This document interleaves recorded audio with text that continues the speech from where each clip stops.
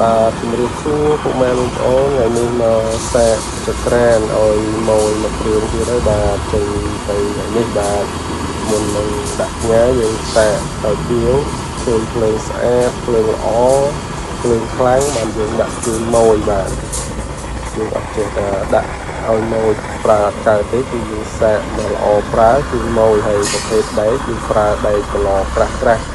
ប្រើបានយូរហើយភ្លើងគឺស្អាតបាទមិនខ្មៅឆ្នាំងទេហើយប្រើឆាប់ពុះភ្លើងខ្លាំងប្រើឆាប់ពុះចំណេញពេលវេលាហើយប្រភេទក្រានព្រេងយើងប្រើទៅចំណេញថវិកាតម្លៃព្រេងគឺថ្លៃបាទយើងមកប្រើហើយប្រើបាទភ្លើងដូចជាហ្នឹងបាទហើយខាងយើងមានលក់ចក្រានព្រេងមានពីຂ្នាតតូចຂ្នាតធំຂ្នាតកដាលហើយប្រភេទដាក់ឡនក៏ប្រភេទ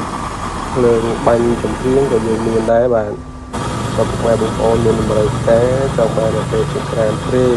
ຂ្នាតតូចក៏យើងមានហើយប្រភេទដាក់ឆ្នាំងស៊ុបប្រភេទដាក់ផ្ទះត្នោតកោស្ករត្នោតឬក៏យកទៅធ្វើអាជីវកម្មផ្សេងអាចចាក់ចូលមកខាងយើងបានយើងមានគ្រប់ទំហំបាទអរគុណច្រើនពុកម៉ែបងប្អូន